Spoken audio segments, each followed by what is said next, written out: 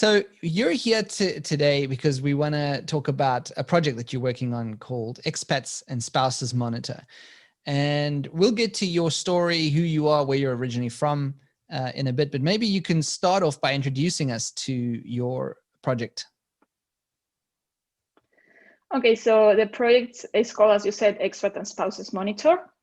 And our goal is to generate knowledge and awareness about the situation of expats and expat partners in Germany.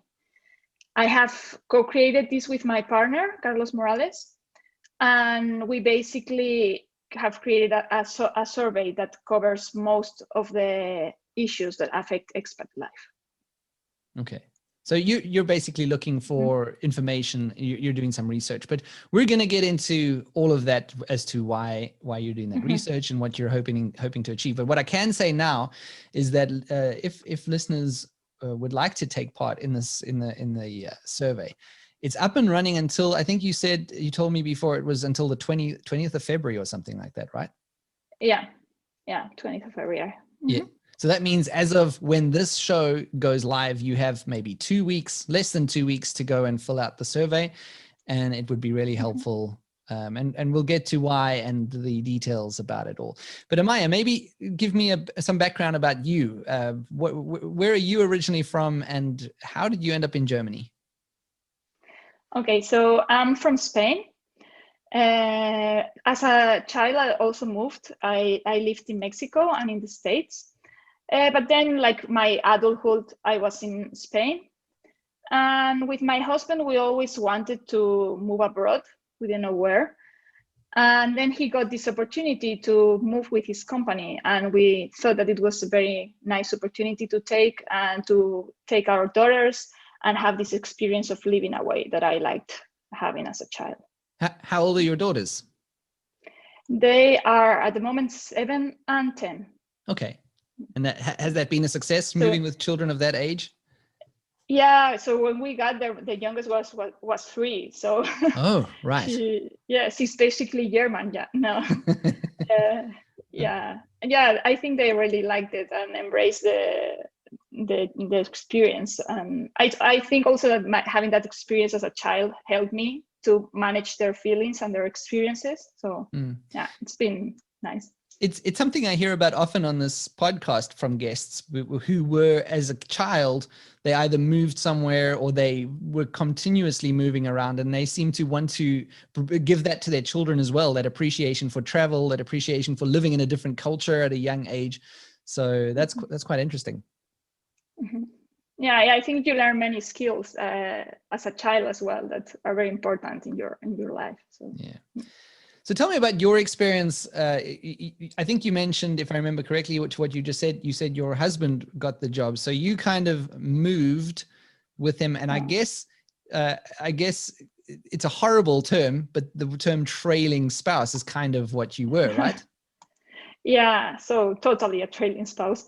So I was happy at the beginning, so I wanted to do that. But after some months, it was kind of too much. I had always been working. I worked as a consultant in marketing, business developer. So I was kind of a career-oriented person. And after some months, I needed to do something. So I realized that there were more people like me that were trying to find their place and what to do, what could they do with their skills in this new country. And with this experience, I co-created the International Women in Business, Düsseldorf. Okay. That's a network that helps women to talk about their challenges, find a job, or create a business. Okay, so this was obviously something dear to you. So how was it? What were you going through in those initial years that made you realize just that you have to start something? Well,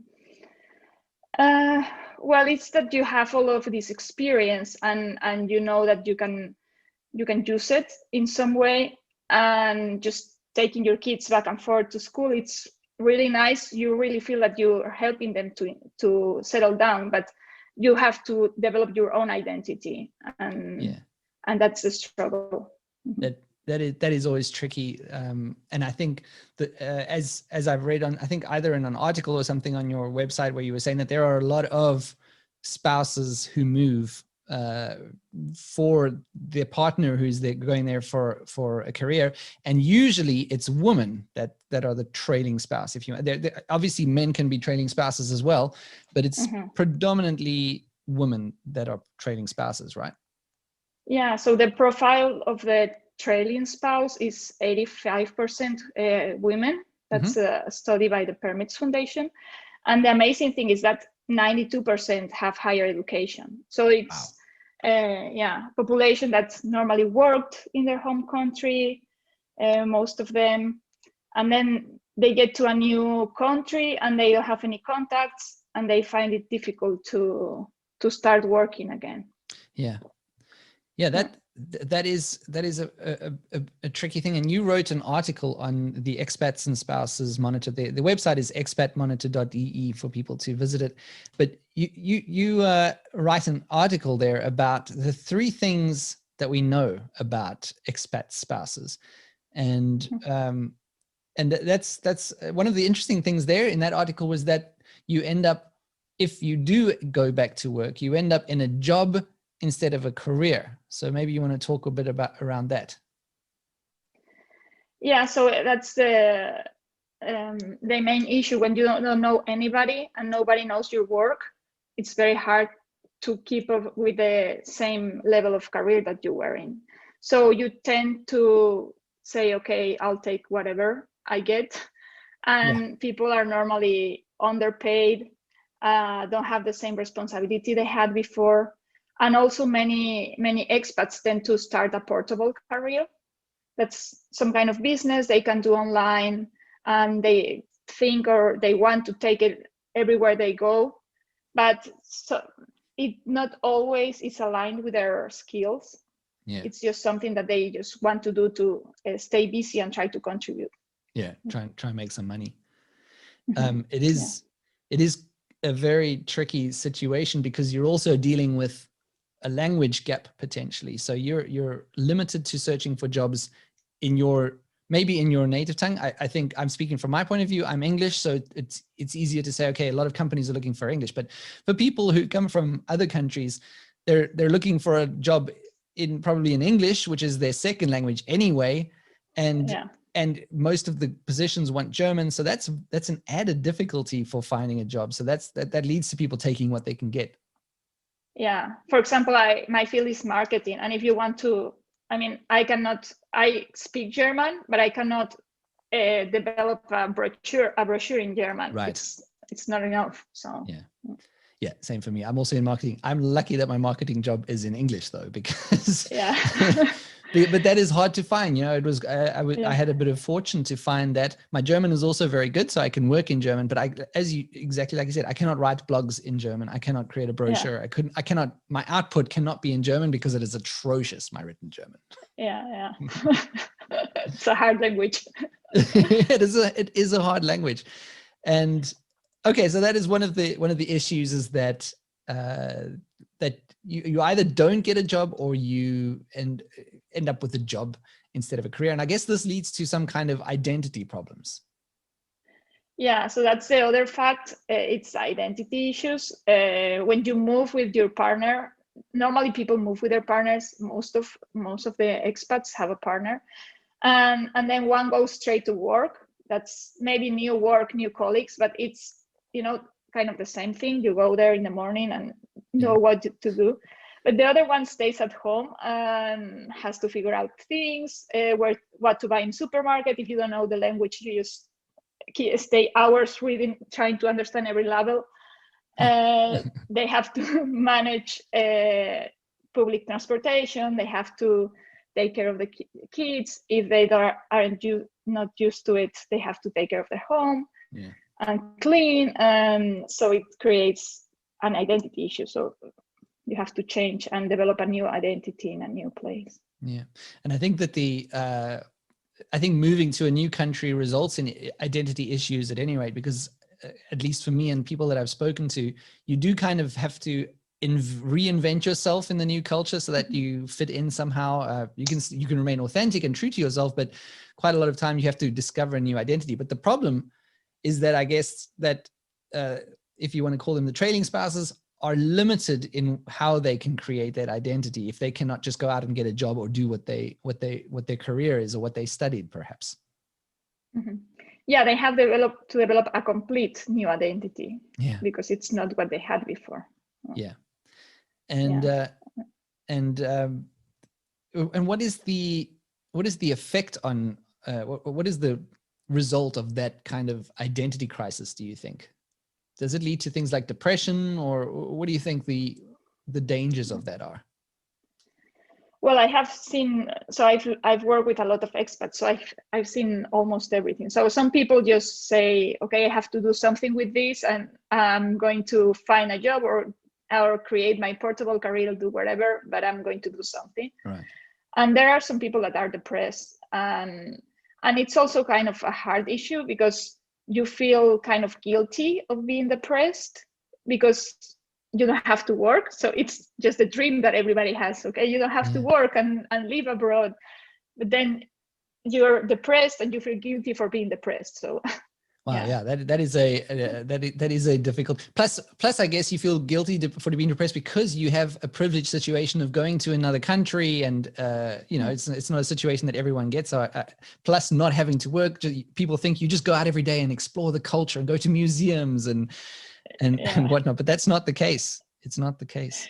Yeah, I mean that can be fun for a while, but then some people just after a while, or if they have kids and then they move away from their house, then they feel they have nothing to do. So yeah, it's challenging.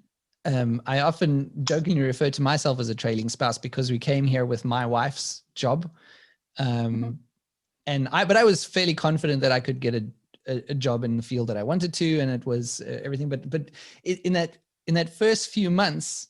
And obviously it's a different situation for me, but just my personal experience with that is in the first few months, let's say 2 months or so, I loved it because I was in a new place. I didn't have a job. I was just looking for a job, and it was a very frustrating thing. But at that point, it was something that's happening on the side, and I'm going to find something. But I could go down to the city, the Innenstadt, the city center, and go and just explore the new stores and go to neighboring cities. But then after 3 months, I started going like, you want to contribute. I had this feeling like I want to give something to society because I have something to offer, but yet I can't because I'm not getting this job. And it became more and more frustrating. And it was just very fortunate that I was able to get a job after about, I think it was 6 months, 5 or 6 months after arriving, I got offered the job. So for me, it wasn't that long, but already I could see how someone's mindset might be if they were in that position for a long period of time. So it was quite eye-opening. Yeah, and also many people have like a temporal contract, move there for 1-2 years. Yeah. So it's also harder to find a job because if your employee finds out that you're going to move, it's not probably that they will hire you. Yeah, very interesting. And the other point that you put in that article that we were referencing earlier, what we know about expat spouses is that there is insufficient organizational support for these expat spouses. Yeah, that's the other issue.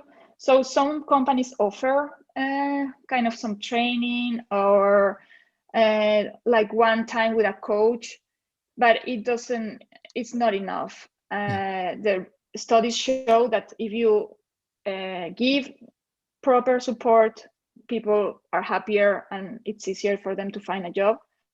But most companies don't give any support. Yeah, because I guess why should they in a lot of cases that they've got but we'll also get more to the what companies can learn from the stuff that you're doing in a bit. So that was all very interesting reading about that. But you also wrote another article that was quite interesting to me, was something called the gender expatriation gap. And this was something, to be honest, it's not something I concretely thought about or realized, but obviously this kind of, there's already a gender gap in general in many societies where men are paid more than women or have more opportunities. But when you're an expat as a woman, I guess it's compounded, isn't it? Yeah, that's a term that we have created. it doesn't exist. And it's what you said, it's compounded. So it's the gender pay gap. So women tend to be underpaid. Is the gender employment gap. There are normally more men than women in the workforce. And then when you move abroad, everything comes together. So what we said before, if you find a job, it will be underpaid most likely, and you're less likely to find a job. So everything comes together. Yeah. And something that you said to me when we were talking before this interview is that it could result in someone living in a sort of a 60s kind of situation where they've regressed a few decades of all the progress that we've made in gender equality and things like that. Suddenly being an expat as a woman pushes you back 4 decades or something like that. Yeah, it's like you have to take care of your children, the household, and everything at home, and just have dinner ready for when your husband comes home. So it's the old days. Yeah, and it's a dangerous trap to fall into, because it's also a bit of a cycle, and then it gets harder and harder to get out of that, I should imagine. Yeah, that wasn't my case. So my husband didn't travel a lot and things, so he was home early enough. But I know some women that were just the entire week by themselves with the children and had to do. It was kind of frustrating because it wasn't like that when they were in their home in their home country. Yeah, and even if it was, let's say that they didn't have a career in some cases, but they would still have those social connections at home that they don't have, that they're not making because their husband is maybe the one making the social contacts, but they're not getting the connections just in this routine at home. Yeah, very, very interesting. But also what was interesting to me is that it's also a problem for male trailing spouses, right? Maybe you can talk about some of the issues that might be around that. Yeah. So as I say, it's not only female, it's also male. They are less, so they are underrepresented. They find it more difficult to have a social circle. Like if you're female, you can choose for many options. You can go to the museum with somebody, have coffee with the other ones, or maybe try to start a business with another group. So you have different options. But if you're a male, there's not many males. Some of them tend to go with a group of women, like they meet after taking the kids to school. Right. And also in some nationalities, it's not well seen. So their friends back home say, "Oh, what are you doing that you moved there and you're not working, and your spouse is the one that's working?" So it's hard for them as well. Yeah, that social aspect can be a bit tricky. But what do you think? How do you think Germany views that? Because I have a feeling, but maybe it is not scientific. It's just a gut feel from my empirical experiences, that Germans are more open to a male being at home. I don't know. Am I correct in that, or maybe I'm completely incorrect? Well, I think it's changing. But okay. I mean, I used to work for a German company, and one of my colleagues told me that if she had a kid, she was expected to be the one that stayed at home. Okay, yeah. So that is still even in Germany kind of a societal norm, if you want to put it that way. Yeah. Yeah. Okay, that's interesting. Especially in the first 3 years, I think it's very. Yeah, I often think of Germany as being very progressive in a lot of ways, but I guess that in some ways it might be the case that it's not always the case. Mm-hmm. Yeah, I think in countries like Sweden or Norway, they're really advanced at that. Mm-hmm. Okay. Yeah. So all of this, all of your experiences, all that you've learned about that, and your own situation when you arrived, that was maybe not the same as everyone's, but all of this has led you to this project that you're doing now, the Expat Spouses Monitor.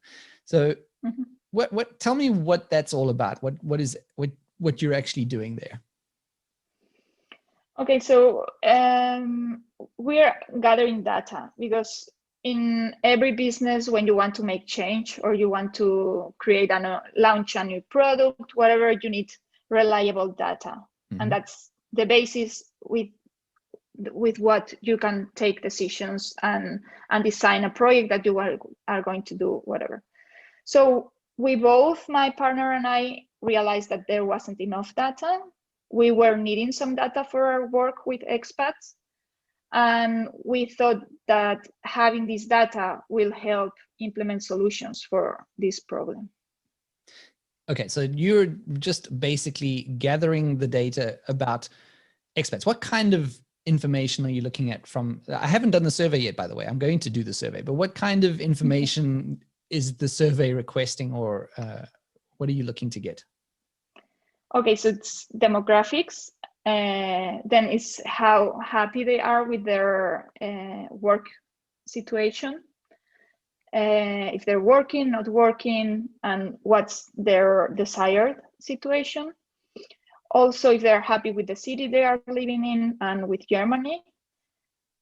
The entire adaptation and integration, how well integrated they are, where their friends are from, this thing that gives you a sense of if people are happy and integrated in Germany or just living with their people from their home country.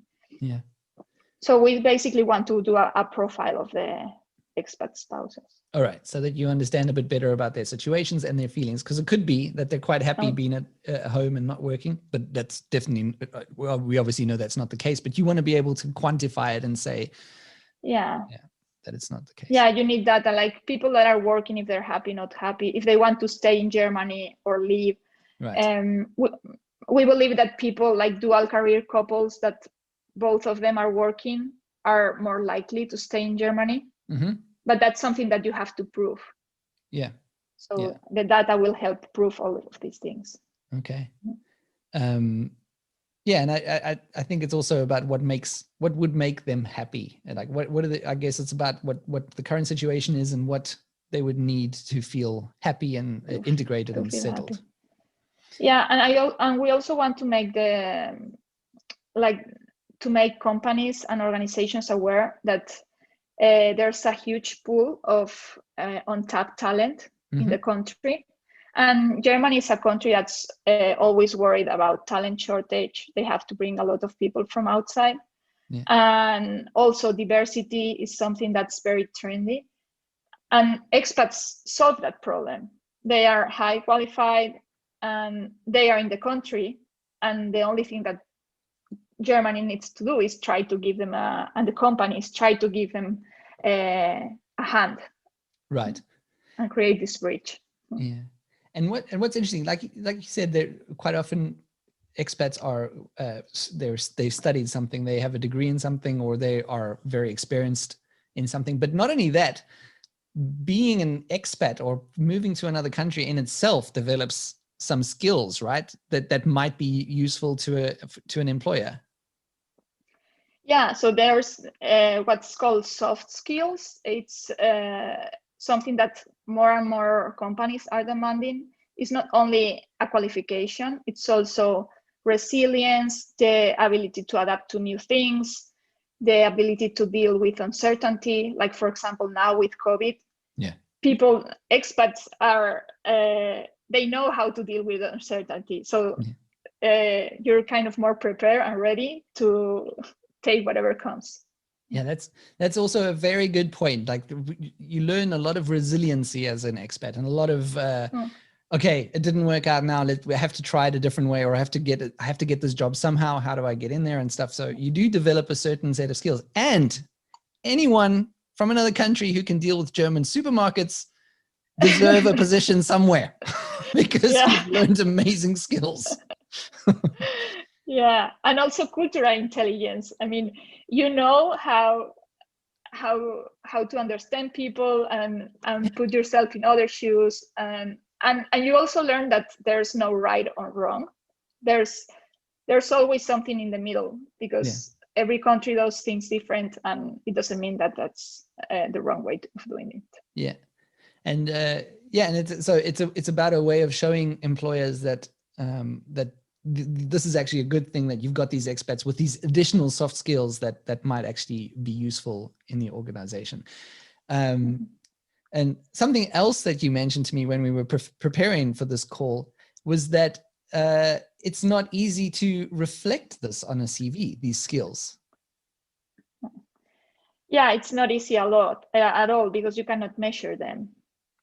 There's not, I mean, if you have a degree, you have some paper that will show that you have the degree. But if you're resilient, who knows how resilient you are? Yeah, how can you prove it as well? Yeah, it's hard to get that on a CV. Yeah, and also expats tend to have a gap. Like if you, like you said, when you moved, you were like 6 or 7 months without finding a job. So that's a gap in your CV that maybe can be 1 year or 2 years. Yeah. And then you have less chances of people calling you. Yeah. So it's also helping, you want to help employers understand not only about the skills that you could match up to your skills shortage, but also that there's the CV might look negative at first, but it actually might be telling you something else that you don't know about. So I think it'll be good. It's amazing that you're going to be trying to get this data in the hands of people making those kinds of decisions. I think it's a great thing. But also what's great is that this could help expats themselves, right? Because just listening to you talk about this, I would be thinking, if I was going for a job interview, how do I bring that stuff into the interview? And that's maybe something that we don't think about when we go for a job interview in German companies. Yeah, it's difficult also because sometimes like German companies ask for referrals in a way that you maybe don't have referrals, and so it's hard to get everything into the recruiter. Yeah. And especially if you do it through an automated system, it's very hard that it gets through.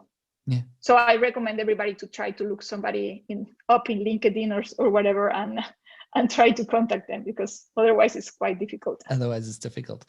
Yeah, it's very tricky. So once you get all of the data that you're looking for from this survey, what is the next step for you? Mm-hmm. So our goal is to create awareness. So in order to create that awareness, we're going to publish the results that we have in different types of reports, addressing different organizations or companies, different type of people. And we're going to talk about it, create discussions, try to organize webinars. That's our goal, to try to make awareness about this and generate some ideas to make this change. Okay. Wow, it's a great goal, and I think I definitely suggest that listeners go and take part in the survey. Like I said, I haven't done it yet, but I will be doing it within the next day or so. So I'll be doing it anonymously, but if one pops up next day, you know it's me. Okay. No, but I know it's still running now. But have you learned anything? Have you looked at any of the data that's come in? Is there anything that's stuck out to you? Well, it's hard to say. It's better to look at all the results at the end. Sure. But if I have to say something, it's that the survey takes like 15-20 minutes to complete. So it's quite long. And at the end, we have like an open question. Like, in general, what's your opinion about your time in Germany? And some people write paragraphs, like 1-2 paragraphs describing their opinion and their experience. So we're really grateful for that, because we think that there's this need of people to share their experience, and they find a place to do it in the survey. So we're very happy about that. Yeah, I can definitely say something to that. Foreigners definitely want to share their stories. When I started this podcast, which is essentially foreigners' stories, I thought there is no way there's going to be enough people to talk to. Maybe I'll do this for 6 months and then that's it. But this is now going to be episode, I think 71 that you're coming out in. 71 episodes, and I still have a list of people that I need to get to who want to come on and tell their stories and explain their experiences. And so that's something that's amazed me, is that I can confirm what you're telling me there, is that people do have that need to tell their story, or do want to tell a story somehow, and also hear them. They want to hear them because it's something that they can relate to and latch onto and connect to and say, okay, I'm not alone in this. So I think that's why projects like the one that you're doing is also important, is just to give the people the feeling they're not alone, or they're not the only ones experiencing these things that they're experiencing. Yeah, and when you see it as something that's normal and that happens to other, then it's not that easy that you get depressed. It's more likely that you find the strength to say, okay, it's not only me, it's not something personal, so let's go and let's do something. Yeah, absolutely. Amaia, thank you so much for coming on. I really appreciate it. Yeah, thank you. It was very nice talking to you, Sean.